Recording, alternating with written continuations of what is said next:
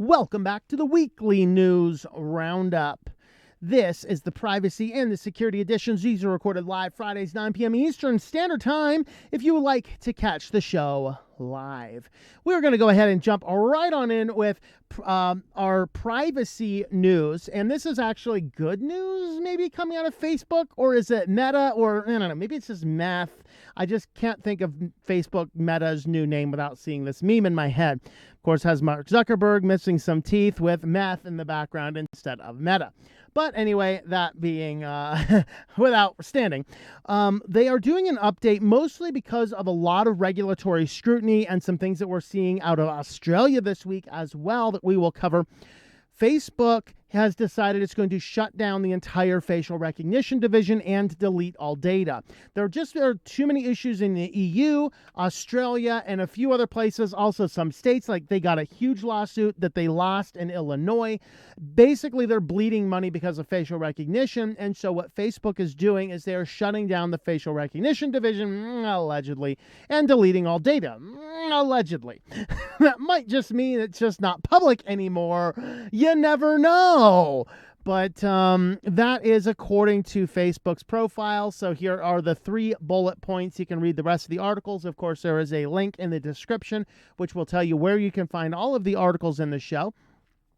First point, we're shutting down Facebook facial recognition system on Facebook. People who've opted in will no longer be automatically recognized in photos and videos, and we will delete more than 1 billion people's individual facial recognition templates.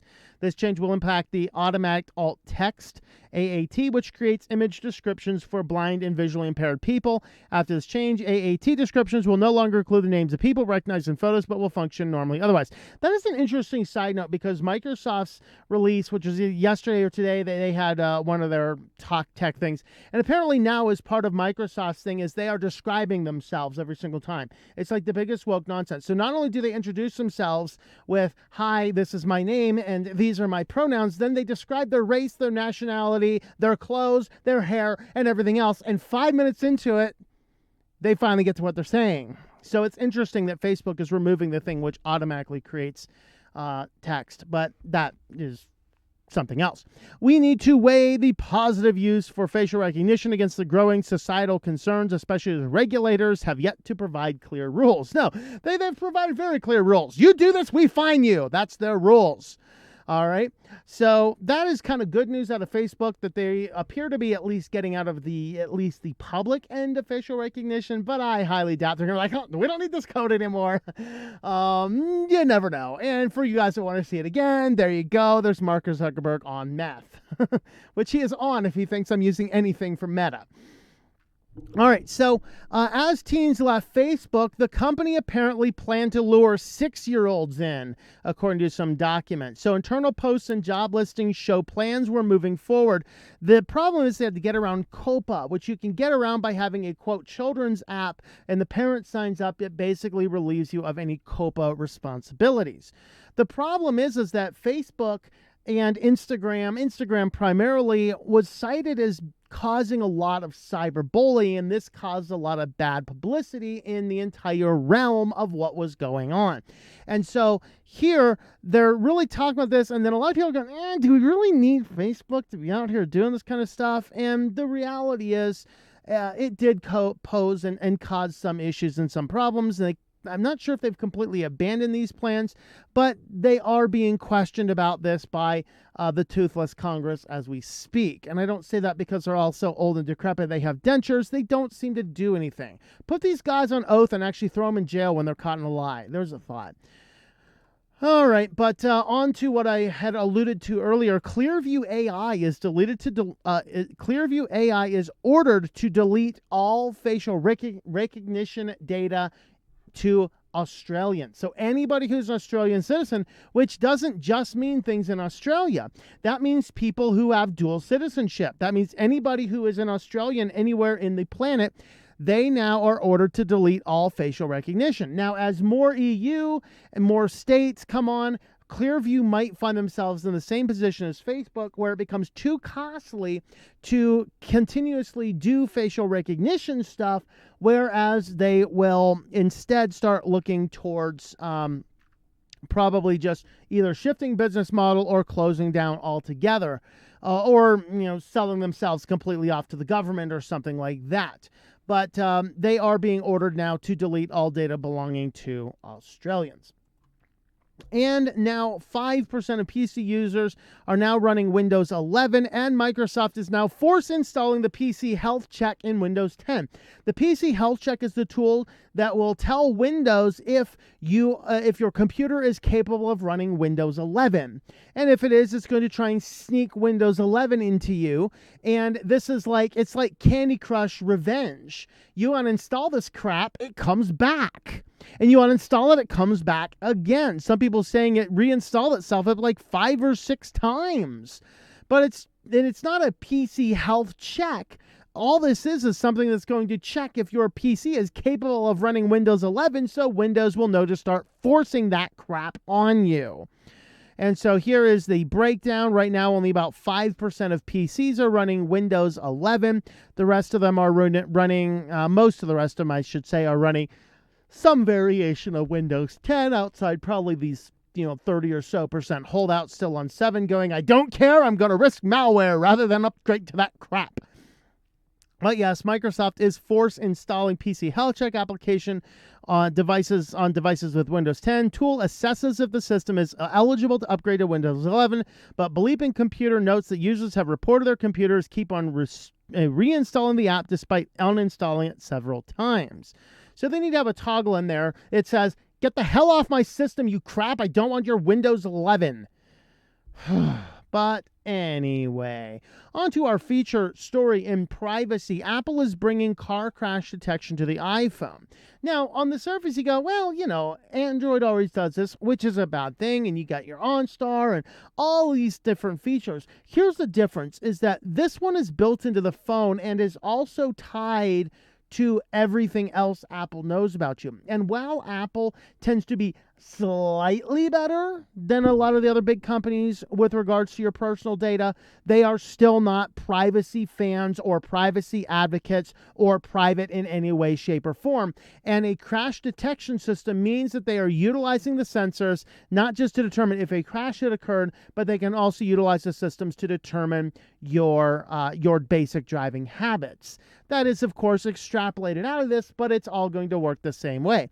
The idea is, just like the Apple Watch, you're running down the street, you trip over a banana peel, and then your Apple Watch goes, hey, are you okay? And if you don't hit the I'm okay button in a certain period of time, it's going to call an emergency contact and broadcast your location. This is the same thing they're trying to work on with the iPhone. You're driving your car down the road, you're messing with your iPhone because they keep on trying to tie all this crap into the iPhone, which you shouldn't be doing. You shouldn't be touching your phone. Guys, buy a stupid car GPS. Stop relying on your stupid phones. Put the stupid phone away when you're driving, please. And don't put your car stuff on your phone. And then your phone's like, boom, he crashed. He was messing with me. He crashed. Come get him. All right. But the fact of the matter is the phone has to be measuring everything that you're doing. It's measuring G-forces. It's measuring acceleration. It's measuring all these things in order to determine if you have been in a crash because you've been messing around with your phone rather than driving. So there's a little correction to that. That just relates to OnStar, whatever. So again, while there are other certainly car systems that will do this, the car systems are not tied to everything else that you do. And that's why this is particularly egregious, along with the Android version as well. So on to our affiliate today. We're actually going to talk about the Amazon affiliate. I do have an Amazon Associates account. So this is tlm.li/Amazon, or right now specifically I want to talk about YubiKeys. And I have an affiliate link in the description of this video. If you click on that, it's the Amazon short link that will take you to the Amazon search page for YubiKeys. The reason is, a YubiKey is the best way of doing two-factor authentication. Now, many services do not yet support it, but many of them do. A lot of your crypto wallets do. Your Google accounts, which everybody's being forced on a 2FA, will accept these. So rather than be like, okay, I'll just give Google my phone number, or I guess I gotta go buy a burner phone number for Google, these past two-factor authentication, this is what I use, that Google does not have my phone number for two-factor authentication. And here's a security tip: buy two. Attach them both to your account, because if you lose one, or one of them breaks, or one of them gets stolen, you still have your second key. You can get in there and erase the first one. So definitely go ahead and try these out. There's a lot of different options. You have them that are, this one here is a USB-C. This one can be used USB-C on one side and a Lightning on the other side for phones. This is your standard USB Type A for any computers, and they have them with just with a variety of different functions here. Some of them, like I know these ones, can have an unlimited amount of security keys. Some of them are limited. So do a little bit of research. Here's a nano one, which is designed to stick into your device and not come out. Which kind of defeats the purpose, but anyway, it's something that is there. So go ahead and use that link if you have not picked one of those up, and it will actually help support the channel. Of course, you can use the Amazon link for anything as well, but the reason I wanted to highlight the YubiKeys is because Google is turning on two-step verification for a lot of personal accounts. So any of us in the YouTube Partners program, like this channel, we were forced to have two-factor authentication as of November 1st. Some people have erroneously reported that this is just a way for Google to get everybody's phone number, and they just want everybody's phone number. And that is not true. You can enable two-factor authentication with a security key, and that is what I would encourage you to do. It's a fully separate hardware key that is going to allow you to access your devices. You can get them compatible with your phones, you can get them compatible with your computers, and it is way more secure and private than utilizing a phone number, a phone message, or any other means. But basically, Google is turning on two-factor authentication. It first started with all the people in the Partners program because money's involved. Also, anybody with Google Ads because money is involved. And then they're slowly starting to roll this out to everybody so that everybody will need two-factor verification at some point in time. All right. And this is a good thing to do. So you'll start seeing these prop-ups from Google to require this, and the default option is to use your phone number. You do not need to use your phone number. Use a security key. Use that affiliate link. Buy yourself a couple of the keys. You can add multiple keys to your account. So I keep one of them hidden in a fireproof safe, and I keep one of them readily available. If my readily available one goes missing, lost, burns to the ground, or whole van goes kaboomies, I can still go get the other one and get access to my accounts. So there you have it, guys. Google is turning on two-step verification for personal accounts now. Well, there is a new security breach to be on the lookout for, particularly for you developers. This is a Trojan source flaw. What it allows you to do is it allows the hacker to contaminate the upstream of packages or dependencies with a Trojan that is very hard to see for a human reviewer. And it is possible now that some computer programs are now being designed to detect these. But basically what they're doing is they're contaminating the source code of upstream dependencies. And then as you compile your code and draw in those dependencies, the malware gets baked directly into your software package. So the proof of concept was released, and there are many different groups right now that are looking at mitigating for these. Just be aware of it, particularly if you are a developer. Avast cares about my privacy. It's Avast. Okay, Avast. If you care so much about my privacy, why is everything turned on by default? I have a great way for you to care about my privacy. Don't collect crap. All right, there. We're going to confirm our selections for my browser that clears all cookies when we're done with it. All right. All right, so this is another SMS scam on the Google Play Store, and this is going to tie into our last one as well, our last story. But there is, all on the Google Play Store, of course, nothing sideloaded, but several different games. There were 151 apps which had this SMS scam. It was funny. My mother's like, I can't send text messages anymore. All right, let me see your phone. She's got all these like Android cleanup stuff, probably installed by somebody who doesn't know what in the world they're doing. That's not my mother because she doesn't know how to install stuff. I can't say somebody, hey, I can't get my phone to work, and some moron's like, yeah, let me install these phone cleaners. I look on there, yeah, like, these are all scams. Yeah, let me just refresh your phone for you. All right. But what this is going to do is you install it, and when you launch it, it gives you a very realistic looking prompt, which asks for your phone number. Hey, guess what? This is also a fun way for them to look into how they could steal your number. But what their purpose is to sign you up for a whole lot of text messaging services, which could end up costing you a lot of money every single month. Now, there is a list of these apps on GitHub, so you can come on over here. There's a PDF format, and let's see if this guy loads. So these are all of the different apps that are available. We're not going through them. Again, links are in the description of the video, so if you are concerned, you can go ahead and download that list of apps. So it's saying 2.6 million downloads in Egypt, 2.4 in Saudi Arabia. You can see the list down. Hey, at least in the United States, we only have 170,000 people. And basically, it goes through a little bit about how it works. You get in there, it asks for your phone number for the app, and basically it's just signing you up for a lot of SMS programs. You're going to get spammed all the way to bejeebers.